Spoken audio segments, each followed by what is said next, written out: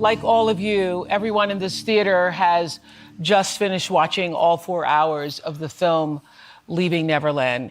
It's an audience of over 100 men and women here who say that they were sexually abused as children. Surrounding them are supporters and family members. And watching this documentary was an intense and very emotional experience for many people here. The two men who tell their stories in Leaving Neverland, Wade Robson and James Safechuck, are also here with me on stage, as well as the director of the film, Dan Reed.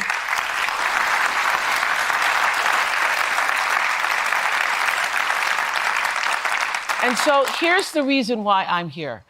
In 25 years of The Oprah Show, I taped 217 episodes on sexual abuse.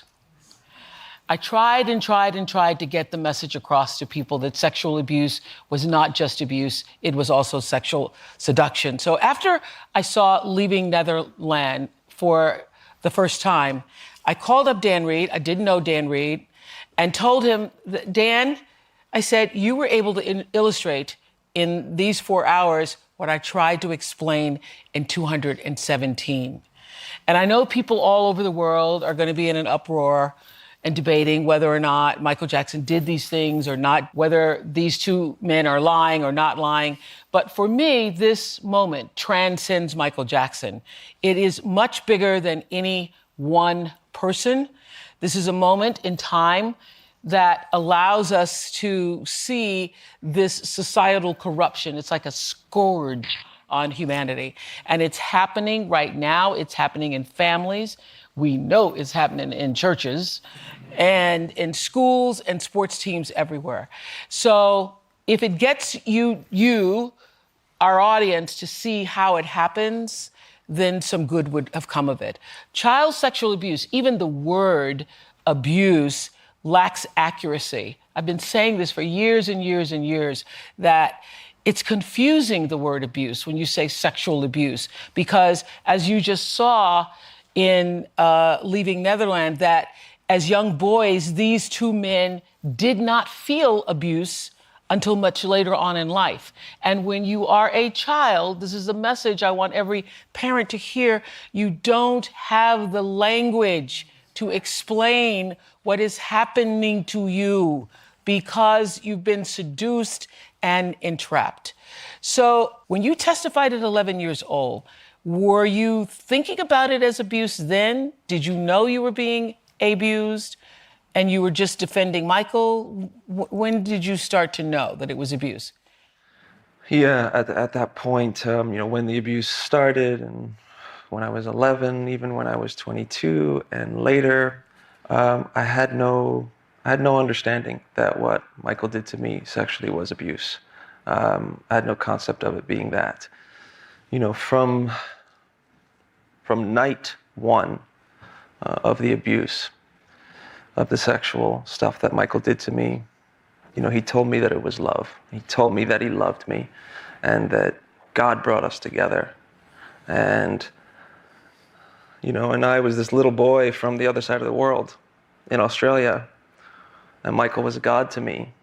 And now, who was God to me was telling me, I love you. Mm-hmm. God brought us together. And this sexual stuff, this is how we show our love. So before he said that, anything Michael was going to say to me was gospel to me. Yeah. Yeah. So, and then when I testified when I was 11, from the first night on, started training me right away for what ended up happening when I was 11 and when I was 22 with the trials. Now you can see it. I mean, were you able to see it before Dan put it all together in a documentary? It's really, it's easy for everyone to see the pattern now. Could you see the pattern as a little boy? Absolutely not. I mean, Michael was just this, when I was a little boy, he was just this incredible person and Well, it wasn't. He was not really a person to me. He was Yeah. like an alien. It was this other being. Let's think you know? back to in the late 80s when it started to happen, you say, in the late 80s? No, it was 1990. So, Ni- like yeah, 1990. Okay, so you're 7 years old. Yeah. Okay, so late 80s, early 90s, Michael Jackson was a god. Yeah. Yeah, for all intents and purposes, he was like a god. And actually, there's no one we can even compare him to today, Right. because stars aren't stars like that anymore. They don't shine that brightly. So it's clear to see the grooming process. It was such a striking moment when you said in the film, James, that you had a marriage ceremony with Michael Jackson with rings and handwritten vows. And once you said vows, you feel completely complicit, did you not? Yeah, that that moment was part of him, telling me that we'll be together forever, and it was an action to sort of solidify our love. I was getting a little older, and I was a little more insecure about my position, so it was sort of reminding me that we'll always be together.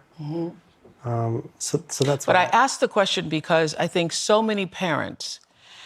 I remember when Gail's children were smaller, and and I would always talk about this subject, and she would say, "Oh, my kids will tell me because my kids aren't going to let themselves be hurt. They're not going to let themselves be punished." I think so many parents don't understand that it doesn't feel like hurt. No. And once you have committed, once you have, in your case, actually said vows and you have rings to prove that, as you say, that you all are together. Right. You're all in. Yeah, I mean, even before that, I was all in. I mean, the intensity of the love that you have for him. He also wedges, space between you and your parents, you and the rest of the world. He works very hard at that. So it's you and him against the world. And that intense love, combined with the world's intense love for him, is overwhelming. I mean, for a kid, it's just. So when did you realize it was abuse? You all use the word freely now as adult men, Right. but when did you start to think of it as abuse? It wasn't until Wade came out. I was really suffering. I couldn't sleep at night. I would sleep for 2 hours and I'd wake up and my body was buzzing, and I'd be up all night. And I hated myself, and I don't know why. It's like, why do I hate myself? And this intense feeling of hate you don't understand it. And then when I see Wade come out, you go, okay, maybe there's a reason for this. And if there's a reason for this, now I can figure out what to do about it. So but you don't think it's abuse. So when Wade came out and we saw him on the Today Show, was that the first time you consciously recognized there were others? Because obviously you recognized there were others because you testified in a trial. Recognize there were others. I mean, I testified when I was a little kid. And you don't think about there being others. Your brain doesn't go there. You're just thinking about you and him. And so, when Wade came out, I was triggered by it. I didn't have this, there wasn't an immediate sense of. Was that the first time understanding. you knew there was a Wade? I knew of Wade. I had met Wade twice when we were kids. I met on the set of the Jam video, and then Michael had a weekend at Neverland with us and a few other kids. Mm-hmm. So I knew of Wade, and I felt he was great. He was nice, so I got along with him as a kid. But that's it. Okay. So when you saw Wade on the Today Show, that triggered you to feel what? I panicked, like I was being caught. Honestly, it was just it was just that body panic, and so it took weeks to go okay, sort through that and let it sort of calm down and try to figure out what that is, and then you go, okay, he's getting help, or he's further along. Maybe I can be like that. Maybe I can go get help. Did you not feel, or the question is, did you feel a sense of, I'm not the only one, Not me too? immediately. Not immediately. It was a lot of panic because Michael just drilled in you over and over since you were a kid. You know, if we're caught, your life is over, my life is over. It's repeated over and over and over again. That's just drilled into your nervous system. So it's panic of being caught. You know, it takes a lot of work to sort through that. Okay, so here's the thing that I think it's so hard for people who have not had this kind of trauma or experience in their lives to understand. And that is, if you were abused, why would you continue to want to be around the person? I think one of the things that the Michael Jackson's estate is saying about you now is that you, Wade, had tried to get a job working with his organization or going on tour. Why would you want to continue? Can you explain to people why you want to continue the association if you have been abused? I had no understanding of it being abuse. You know, I loved Michael. And all the times that I testified and, you know, the many, many times that I gushed over him publicly in interviews or whatever it may be, that was from a real place, you know? While never forgetting any of the sexual details that happened between us, but having no understanding that it was abuse, having no concept in my mind that anything about Michael could ever be bad. Anything that Michael did was right to me for so many years.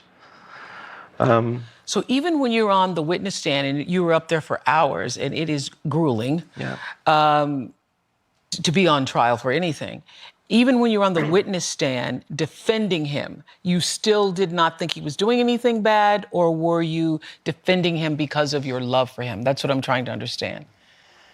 Did you think he might have done a bad thing, but I'm going to defend him, or did you not think it was bad? That's what I'm trying to understand. Yeah. I didn't think about it as far as that concept. I couldn't even, I know this now, that I couldn't even go there. I couldn't even question Michael. Because if I was to question Michael and my story with Michael, my life with Michael, it would mean that I would have to question everything in my life. So it wasn't even an option to think about it.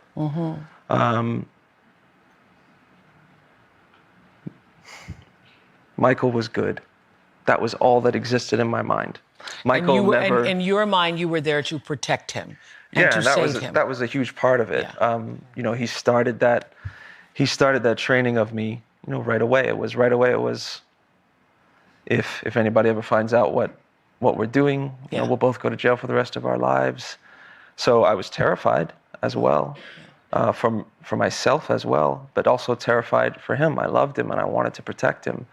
And in my mind, up until whatever it was, 6 years ago or so, you know, I was going to take what truly happened to my grave. No question. That was the way it was.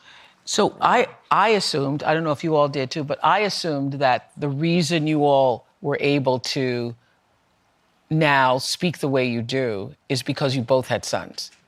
Was that the thing that turned your thinking around? Yeah, you don't connect with you as a child. You don't have any sympathy for yourself or empathy. There's a disconnect. I don't relate to that kid. But when you have your own kid, I think it's, and this is me sort of looking at it now, it's a way for you to bridge that. And you see yourself in him, and then you can see what kids are actually like. Yeah. I would just like to say something about not relating to that kid, because I hear all of you who've been through this, you know what they're talking about. Because when you spend your life holding the secret as a child, your whole childhood is a lie. Yeah. Your whole childhood is a lie. All the decisions that you make about anything come from that space of a lie. Everything the choices you make come from that space of a lie. Yeah. So that's why you have that feeling of disconnection, I think. Yeah, I mean, I really experienced that as well, and continue to experience, have a lot of struggle connecting to Little Wade and understanding what it was that me as a child was feeling and thinking as I was going through all of that. If my son never would have been born, I think there's a really good chance that I'd still be living in silence. Really good chance,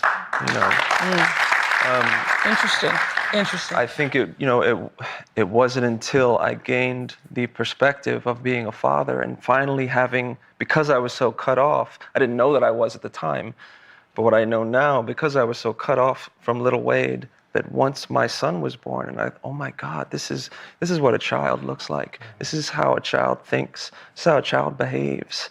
That was me. And then, of course, I'm sure it added to it that this is a little boy who's my little boy. And, as it said in the film, I started seeing in my head it happening to my son. And that was the first moment that I ever thought in my life, maybe I need to tell someone about this. Because you had gone to therapy before. Yeah.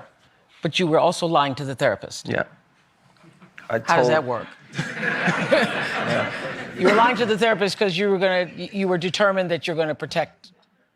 Right, and the story. I had 2 nervous breakdowns, the second of which led to me disclosing. Yeah, so the first nervous breakdown, I went to therapy, and had absolutely no intention of talking about what happened between Michael and I, and because I had no idea. Why did you think you're having the nervous breakdown? Well, exactly, I had no idea that what happened between Michael and I, the sexual stuff, had any negative effect on me. Or holding that secret. Whatsoever. Which is the point I wish that the world could hear.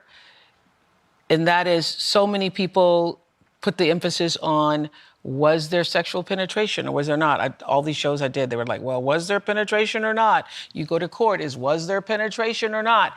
When the emphasis should not be on the sex act itself, but on what happens afterwards. And I think what most people don't understand, it's just like your mother says in the film, one of your mothers says in the film that she knocks on the door into the theater, and then she comes in and Michael says, oh, I'm sorry, I didn't know that door was locked. And she comes in the room and she sees you, your clothes are on, and she thinks everything's okay. Yeah. Because everybody thinks you're gonna look a certain way, or you're gonna look like you've been battered, or you're gonna look like somebody raped you, when in fact, it is the holding of the secret, it's the shame, it's the confusion, it's the guilt, it's the depression, and then the nervous breakdown that comes to so many people. So did you were you out to do a story about Michael Jackson? Were you interested in Michael Jackson? Were you a Michael Jackson fan or not a Michael Jackson fan? How did you come on this story?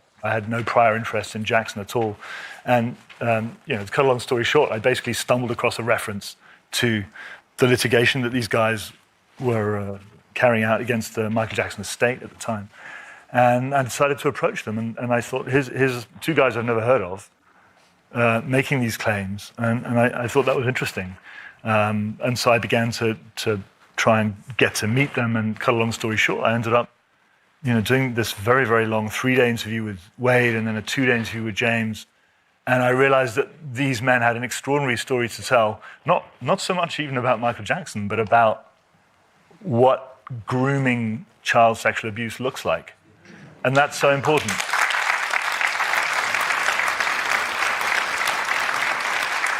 Yeah, I see people with tears in the audience because when you see the grooming process laid out that way, it makes you think about your own process.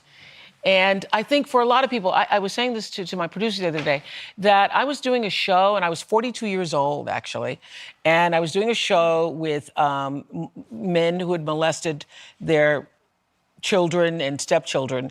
And it wasn't until one of the child molesters, the accused, said out loud how he had practiced grooming his 13-year-old daughter, that I had a light bulb moment and finally realized at 42 that it was not my fault. So I think for a lot of people to see the grooming process and understand for yourself, oh, that's what happened to me. That's what I'm trying to get you all to see. That you don't need to be a big iconic star, that this is happening in families and churches and everywhere with somebody who has entrusted themselves, made themselves look like your mother said, that he just seemed like a wonderful, loving, caring person and knew how to groom a child in your own particular family. That's what goes on. So in 2010, I did a show with 200 men, all survivors of childhood sexual abuse, each holding a picture of themselves as a child at the age when that abuse started. It's still one of the things that's seared in my memory.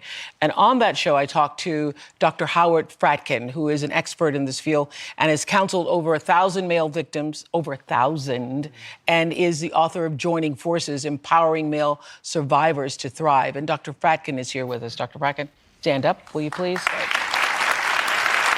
So, I want to talk a little bit about grooming because we saw it so clearly in the film, in so many examples of it.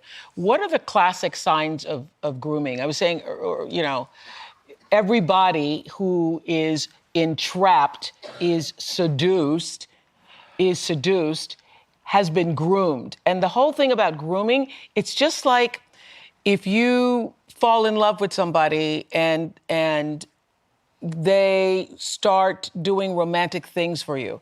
One of the most striking moments for me, is on the airplane when you all are coming back from Hawaii and you are interviewing Michael Jackson and you say, tell me what was the most interesting part? And when he says the most interesting part Yes, me. Yeah, was being you, with me, yeah. was being with you, who doesn't want to hear that?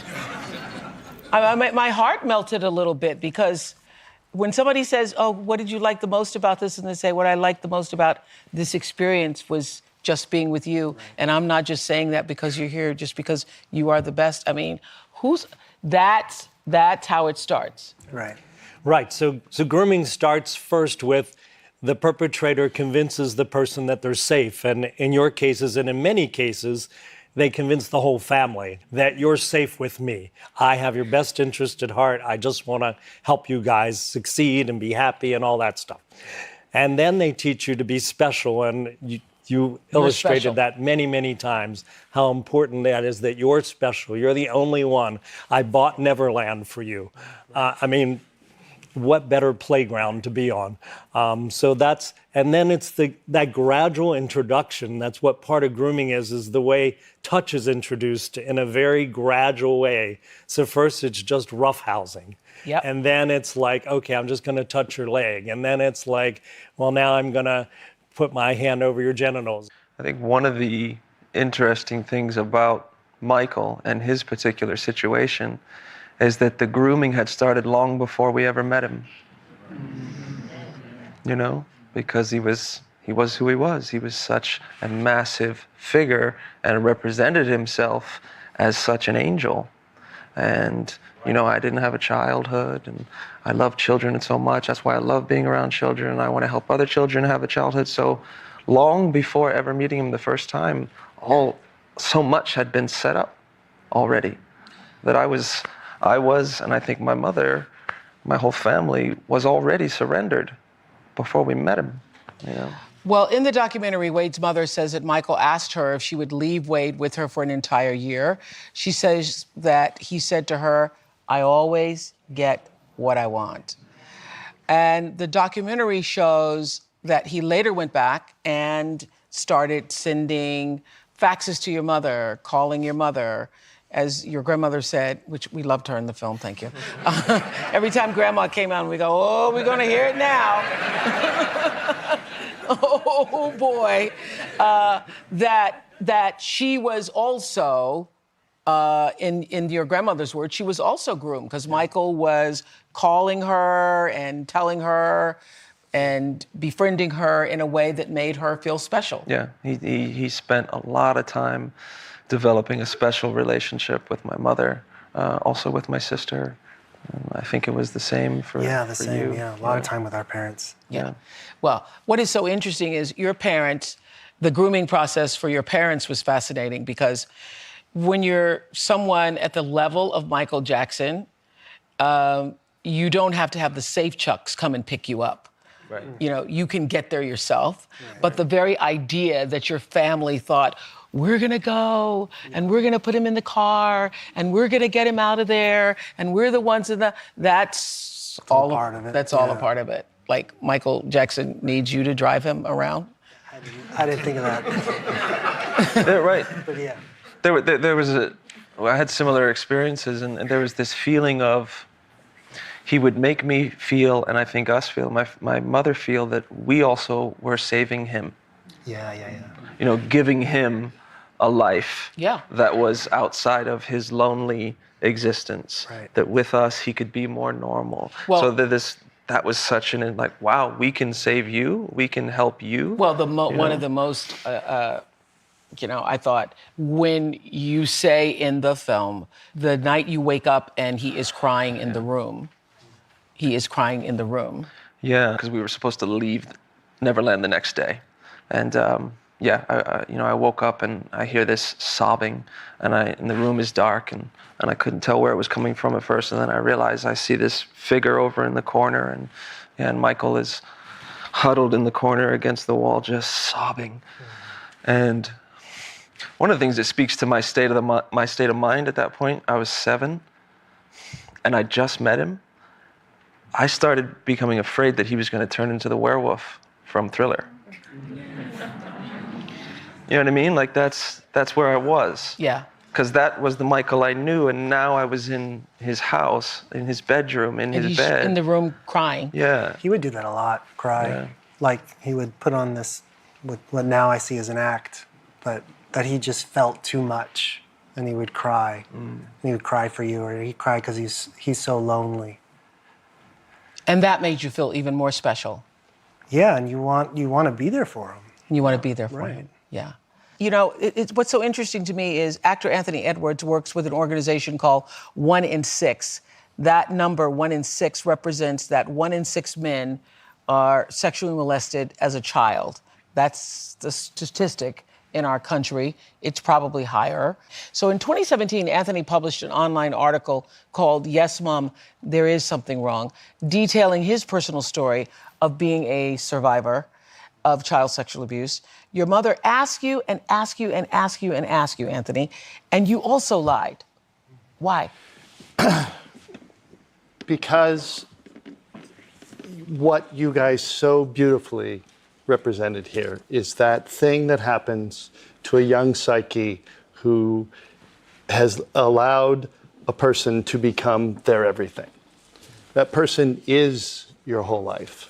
That person is inspiring. He was a mentor to me. He was all of it, and creating that world. And if the feeling was, if I was to tell the truth, it would all shatter. Life would go away. And when you're, in my case, 14, 15, your life is this big. Yeah. And that person is so much bigger than. And that's the thing that keeps all of us so quiet. And that's been the amazing experience of working with 1 in 6 and working with great practitioners like Howard, and realizing that what you guys have done here and what we say in 1 in 6 is you are not alone. Yeah. But the ability to tell a friend, to tell a mother or father, anyone, your story, and to own that story without shame, it's how we heal and recover. And you're proving that it is possible. Thank you. Thank you, Anthony. Thank you. So Al Chesley is a former Philadelphia Eagles NFL linebacker, and Al says he was sexually abused from the time he was 13 to 18 by a trusted neighborhood police officer. The police officer was actually called Officer Friendly. Al kept it a secret from everybody in his life for 33 years. And I hear you were at the taping that I did with the 200 Men. Yes. Yes. And you didn't speak up then, but what do you want to say here today, Al? Oprah, honestly, I want to thank you for having us back several years back. I was probably hiding under the chair. I was still, I wanted to be there, but I was just so still early on. I think I just came out of the closet about my abuse about 6 months prior. So, I just couldn't muster the courage, but I am just so happy I finally with that show, and it's been several years in the work that I'm doing, I know that you're only sick as your secret. When you were watching Leaving Neverland, did you notice any of the patterns that were apparent with your own, with Officer Friendly? Absolutely. The grooming, you know, you got a police officer, someone we revered in the neighborhood. He has a police car, a gun, and a badge. And so he had power, and power is key too. And he could just walk through the neighborhood. He was like a hero. And I was 13, and it's our first sexual experience. And it's just the most cruelest crime you could commit to a kid, and you're murdering that kid's spirit. So the answer, the key for me is what you guys are doing is so healing. And each morning I wake up now, I say, Al, how free do you want to be? And I talk about it, and thank you. Why, when your mother asked you in the first trial, why did you do the same thing that Anthony did and so many other people have done? Why did you deny it? Because that felt like a great opportunity to say, well, yeah, some of the same things have happened to me. I did not testify out of thinking I was doing something good or knowing that what he did was bad. I was afraid of being caught. It was on the news 24/7. I mean, it was just being broadcast. And there was so much attention on it from the world. So by that time, you thought of what you were doing as a bad thing or just as a thing that you all did, but you had to keep it a secret? I didn't think of it as good or bad. It was that old sort of wiring of, if you're caught, your life will be over. And so I'm in my mid-20s and I'm just trying to start a life. So then to be thrown into that was like, it was just too much to handle. So when I said no, I wasn't trying to do the right thing. I was just afraid, and it was just self-preservation. So this is what so many people don't understand. A big part of the confusion and shame for child victims is that the attention and the seduction from the predator, who is probably going to be somebody you know. Right. In order for it to work, it has to be somebody you know, somebody you admire, somebody you respect, or maybe even love. And it feels good. I mean, if you're 7 years old and somebody, which I was trying to say this to my friends who had children, you're 7 years old and someone is stroking your penis, it feels good. Right. Even though you don't have a name for what that is, it feels good. And that was such a particularly challenging part for me in beginning therapy. That was one of the biggest things I kept bringing to therapy was, what does it mean that it felt good? What does that mean about me? That's one of the reasons it's so confusing for children. Yeah. And when I first said this years ago, people were like, you're crazy, because everybody wants to believe it's like sexual assault and you're being thrown up against the wall and you're being raped. And I have said for years, if the abuser is any good, you won't even know it's happened. You will be in it and you won't even know it's happened. And if the abuser is any good, he or she is going to make you feel like you're a part of it. I mean, and nothing is more being a part of it than what we discussed earlier. Then you say you were married. You had marriage vows and you have rings. Right. Right. Nothing makes you feel more part of it. So you all know the Jackson family disagrees with everything that's being said here today. They issued a statement regarding the documentary. I will read part of it. They say, "We are furious that the media, who without a shred of proof or single piece of physical evidence, chose to believe the word of two admitted liars over the word of hundreds of family and friends around the world who spent time with Michael. Many at Neverland and experienced his legendary kindness and his global generosity. Michael was subjected to a thorough investigation, which included a surprise raid of Neverland and other properties, as well as a jury trial where Michael was found to be completely innocent. There's never been one piece of proof of anything. The creators of this film were not interested in the truth. They never interviewed a single solitary soul who knew Michael except the two perjurers and their families." That is a statement, part of the statement from the Michael Jackson family. So, Dan, why didn't you interview anyone in the Michael Jackson family? Well, this is a film that's not about Jackson. It's about what happened to Wade and James. Now, I think no one in the family disputes that Michael spent night after night after night with little boys. He spent many nights with little boys, different little boys. So there's no dispute about that. What is the issue here is what happened when the bedroom door closed and the lights went off, right? So who knows about that? Well, what happened was between Wade and Michael and between James and Michael. To my knowledge, there was, and none of you guys have ever mentioned that anyone else was in the room or that there were any other. I was going to ask, was there ever Direct. anybody else in the room? No. When abuse was happening, no. So how would, what is the journalistic value of interviewing someone who says, well, Michael was a really nice guy and he'd never do anything to a child, particularly if that person has a gigantic vested interest in financial interest in smearing these two young men and in discrediting them. So, the idea they that, say the opposite, that these guys have a financial interest and therefore Michael is being speared. well, they have no financial interest. Let me make that clear straight away in my documentary. They're not being remunerated in any way, and neither are their families. And so this is a hypothetical financial interest. Yes, but when you filed the lawsuit in, 2014? 2013. 2013, yeah. You were looking for financial... Well, what it's about was I was trying to figure out, a desire started arising in me once I was, I don't know, maybe about 9 months or so into my healing process after disclosing. Well, the question was, what could I do something good with this bad? With this horrible thing that happened to me, what could I do that could maybe turn it into something good? Is there a way, is there a platform, is there a place where I can tell this story that would be a credible, powerful platform to tell it within, where they would have to listen, right? They who? The estate. The estate, yeah. okay. That they would have to be held accountable. I could have, I guess, just gone on some TV shows and done some interviews, and more than likely it would have been sensationalized and over in a couple of weeks. So for me, that's where it began, is what, But that's one of the platforms we have is the legal system. Okay. This is where we bring this sort So of did you stuff. think that you were owed money, that you should have some money?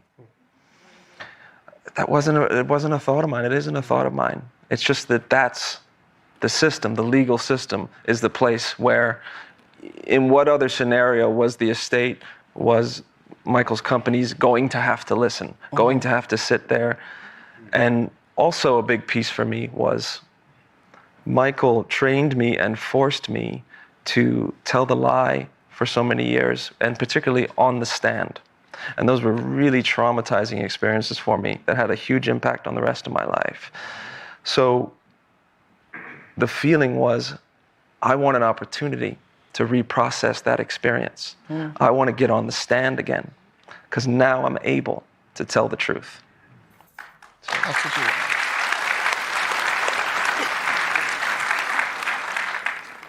Certainly, I'm not holding you accountable as an 11-year-old, but as a 23-year-old or 22-year-old when you testified. And I wonder, do you think about those boys? Do you think about the boys for whom you testified against? Yeah. I think for me, in relation to the other boys, I had no awareness of that at the time when I was 11 and when I was 22 and 23. I was so narrowly focused on my training to be a soldier for Michael and protect him that I couldn't think about anybody else.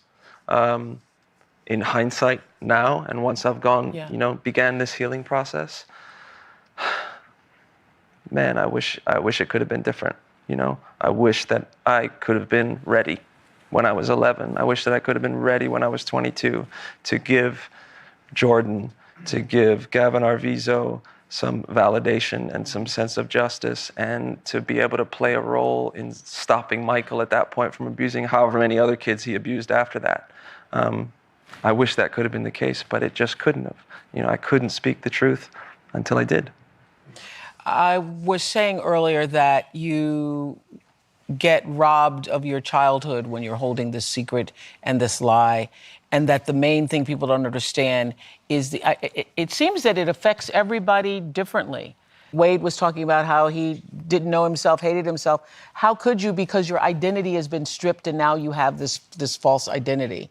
When you hate yourself? Yes. Yeah, but you have no idea why. But you don't know why. Yeah, and I don't know if I have the understanding you have of it right now. I'm still working on it. Yeah. So how do you think keeping the secret, telling the lies, and now, as you say, coming forth with your truth, how has that impacted your life? The keeping of the secret did what to your life?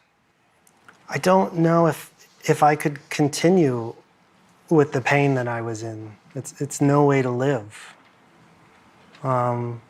It's not functional. The path I was on there was no good end. So the path I'm on now, I can work on myself and I can learn how to. It might sound corny, but I can learn how to love. You know. Wait, in the film, your mom says that she had not asked you about the abuse, the details of the abuse, because she was afraid that she would have nightmares. Has she seen the film and heard the details now? She has seen the film, but she asked Dan to skip the details of the sexual abuse again.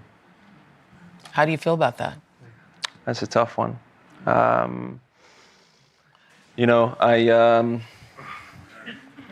I wish she was, further along in her capability. So Dan, you took the film to show to the mothers, yes? Yes, in December, I screened the film separately to the family members. Yes. And Joy asked me to fast forward through the graphic descriptions of the sex. Because? Because she said she couldn't handle it. It would be too much for her, and she wasn't ready to come to terms with that. She wasn't ready to hear it. So James, your mother has seen the film? Mm-hmm. And what was her reaction to the details of your abuse? Was that the first time she heard the details? It was the first time. I think I shut off when watching it with her to get through her hearing it. So I haven't even processed that yet, that she's heard it. What do you mean? I mean, having your mom hear what happened to you and have to sit in a room with her to get through that, I did the old, turn off. So I turned off. Mm-hmm. So I think I still need to go back and sort of revisit that. Yeah. I hear that when I'm watching the film, you describe yourself in the third person a lot. You talk about is that a way of protecting yourself? And you notice that, obviously, as the filmmaker. Also, I remember that James spoke of Michael in the present a lot. He does this to you. And yes. I have no idea that I was doing it. Yeah. Yeah. So I'm seeing that as sort of a disassociation from it. You're still... I would assume. Yeah. I don't know. I don't have that understanding yet. I did not know I was doing it. Okay. So let me ask you this. At the end of the film, you say, your mother says that she had one job. Yeah.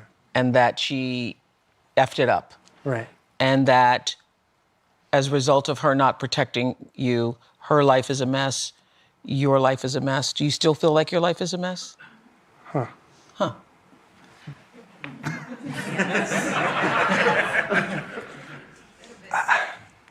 Is it getting cleaner?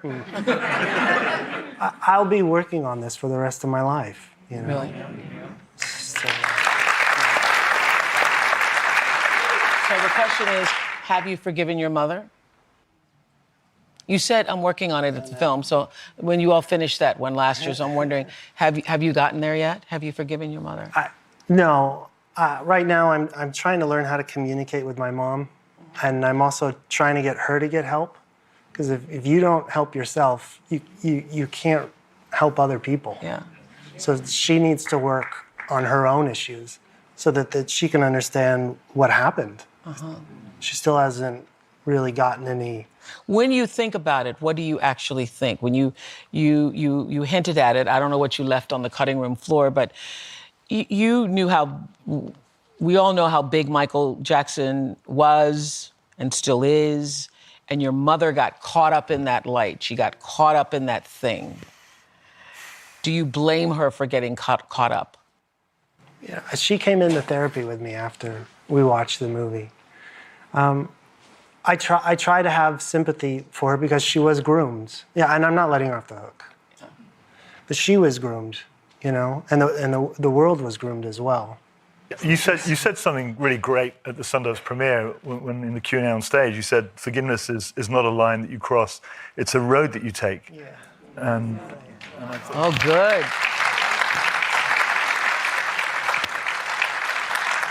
So you're on that road. You're on that road with her. I'm on that road, and it would be unfair to give it to her when it's not real. Yeah. And I think she was hoping in the movie I would say it. So she was hurt when I didn't. But I just wanted her to understand that, you know, it just doesn't happen. You just don't go, I forgive you. It takes a lot of work, and you choose to put that work in. So I'm telling her, look, I'm choosing to put in the work so that we can have a relationship. We can start an actual relationship. And that takes time, and don't rush it. Yeah, and you have to start from where you are now. Right. Not from what was or could have been.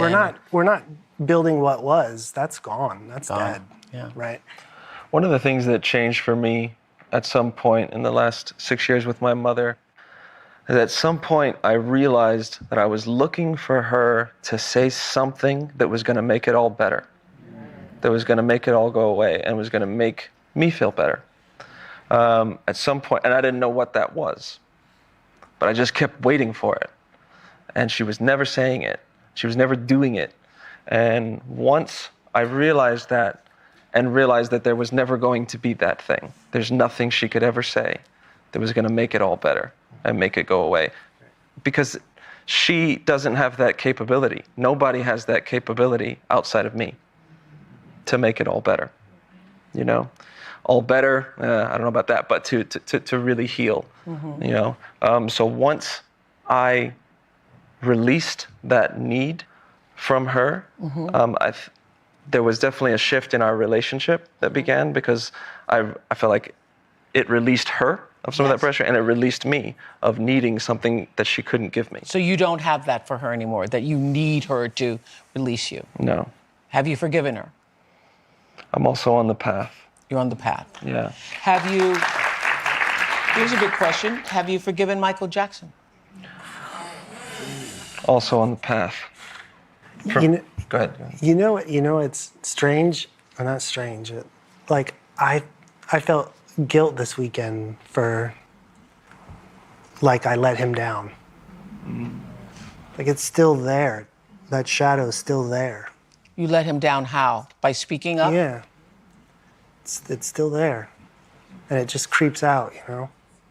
So when all the fans and the estate and all the anger, you guys gonna get it. You know that, right? Y'all gonna get it. I'm gonna get it. We're all gonna get it.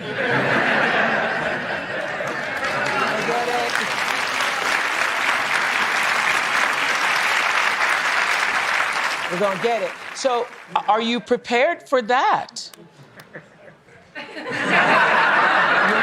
You're not. I mean, it's been happening for a while. I just received another death threat last night. There's been many of those over the years. There's some level of, it's hard to normalize to that, but there's some level of familiarity with that. Would you have been able to do this if Michael Jackson was alive?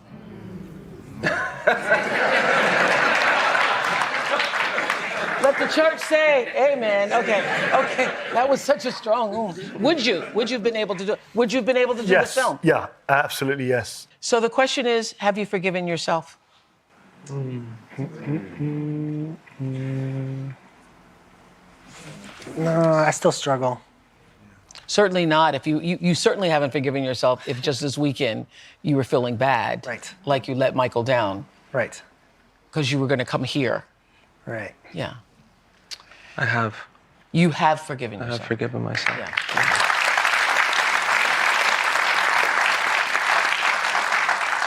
How did you do that? How did I do that? Has this process been helpful? Has This the is- process this- of this doing process, the film, yeah. talking it out, seeing it in documentary form? Yeah, being- to begin with, being a part of the film and doing the interview with Dan, I'd talked about all of it a lot in therapy, but never in this way and never in, 3 days of 9 hours a day, chronological order. Yeah. Right? What happened for me in that process was there was all these other pieces that came together for me. Yes. Right? All these other connections and the relationship with my father and the wedge and the way Michael drew that wedge between us, and all of that stuff came together for me in a whole new way, just in the process of telling the story to Dan. And then first seeing the film, I saw the film a couple of weeks before we went to Sundance, and sitting inside watching a movie of my life and the most intimate details of my life was extremely surreal, and I kind of kept dissociating as I was watching it and Yeah. trying to remember, oh right, this is a movie about my life and all of this, and then next to be at Sundance in a room full of strangers watching the movie was extremely surreal. And then we were introduced after the first screening, and like you guys so graciously did, everyone stood up and started clapping for us. And I realized, I'd never witnessed public support before for this,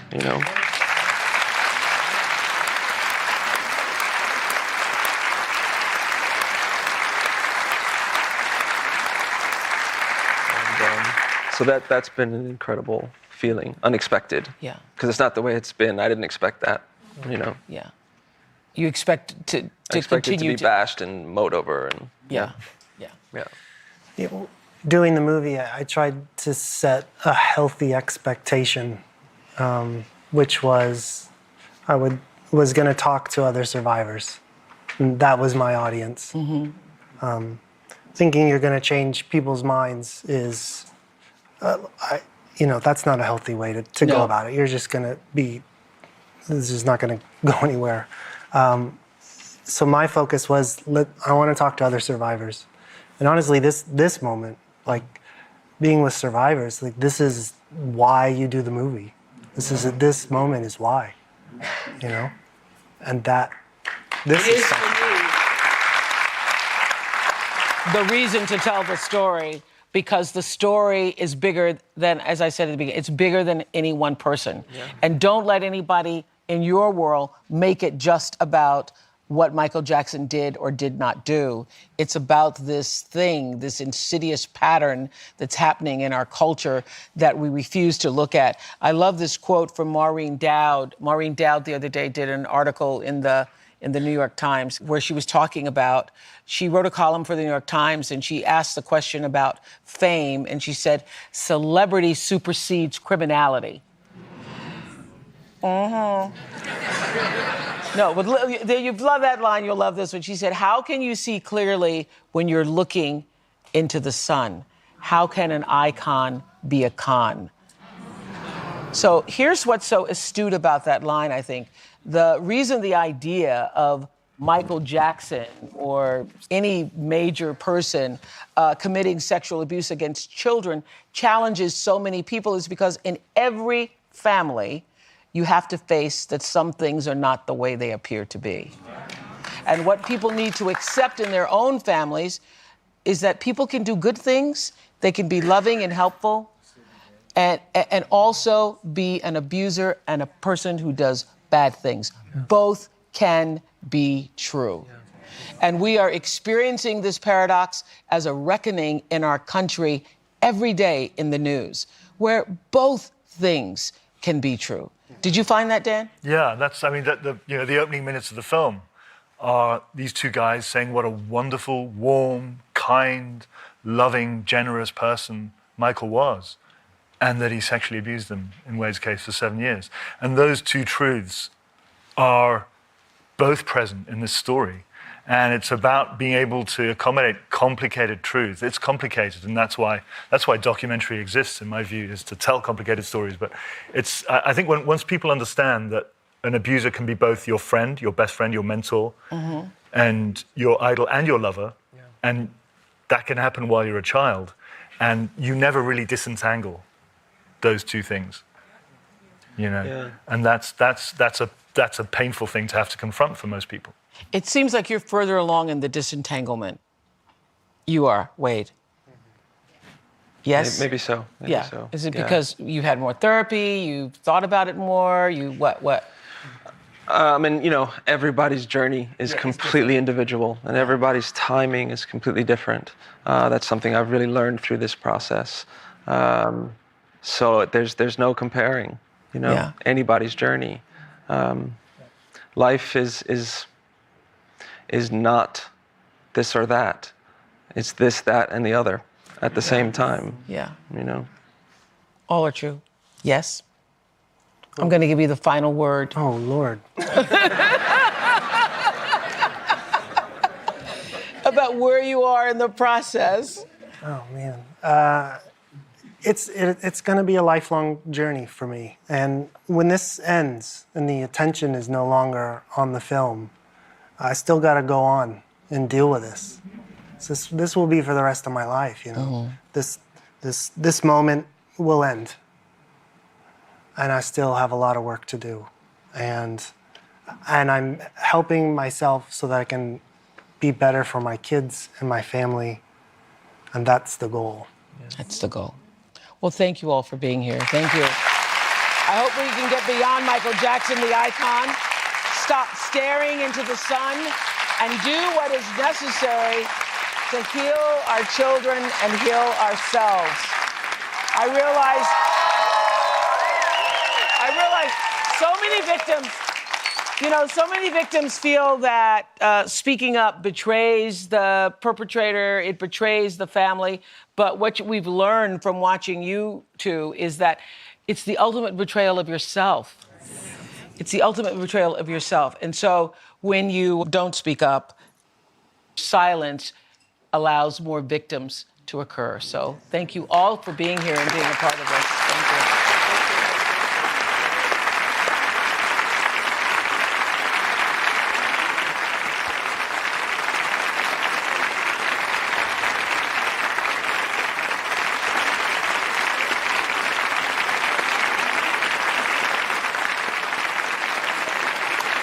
Thank you. Thank you.